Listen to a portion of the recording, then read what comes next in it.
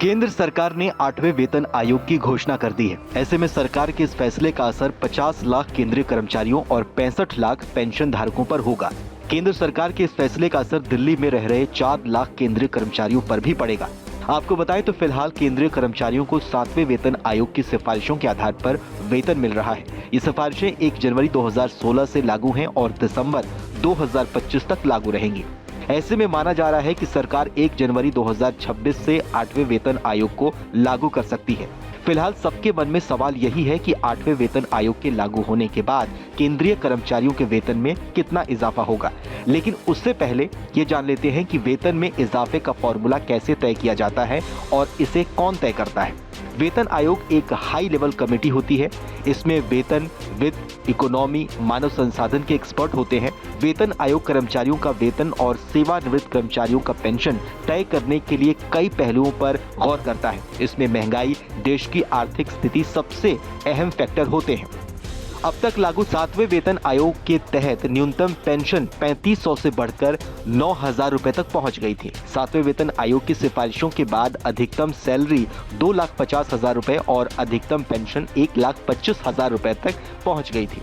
अब 8वें वेतन आयोग की बात करते हैं। विशेषज्ञ मानते हैं कि 8वें वेतन आयोग के तहत वेतन आयोग फिटनेस फैक्टर को 2.28 से लेकर 2.86 तक रख सकता है। अगर ऐसी सिफारिश हुई और केंद्र ने इन सिफारिशों पर अमल किया तो केंद्रीय कर्मचारियों की न्यूनतम सैलरी 18,000 से बढ़कर 41,000 से 51,480 रुपए के बीच तक पहुंच सकती है। अगर ऐसा हुआ तो ये सरकारी कर्मचारियों के वेतन में बम्पर इजाफा होगा। इसी अनुपात में 8वें वेतन आयोग का फायदा पेंशनर्स को भी मिल सकता है। इस आयोग की सिफारिशें लागू होने के बाद 9,000 रुपए की न्यूनतम पेंशन बढ़कर 25,740 रुपए हो जाएगी। अगर एक्सपर्ट्स की माने तो अगर सरकार की ओर से 8वें वेतन आयोग में 2.86 का फिटनेस फैक्टर मंजूर कर लिया जाता है तो सरकारी कर्मचारियों के न्यूनतम वेतन और पेंशन में 186% की बढ़ोतरी होने की उम्मीद है। इस तरह से कर्मचारियों के वेतन में लगभग 200% का इजाफा हो सकता है।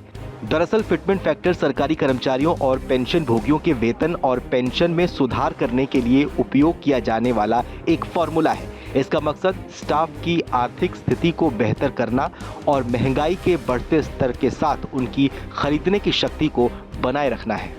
इस बार कर्मचारी संघ फिटमेंट फैक्टर को 3 से ज्यादा रखने की मांग कर रहा है। इस फैसले पर प्रतिक्रिया देते हुए प्रधानमंत्री नरेंद्र मोदी ने कहा था कि 8वें वेतन आयोग पर कैबिनेट के फैसले से केंद्रीय कर्मचारियों की जीवन की गुणवत्ता में सुधार आएगा। गर्मियों की छुट्टी होने वाली थी, मेरे पापा आने वाले थे तो हम लोग सभी खुश थे। तो मैं बेड पे चढ़ के डांस कर रहे थे। डांस कर रहा था, लेकिन वो पहले ही आ गए। प्लीज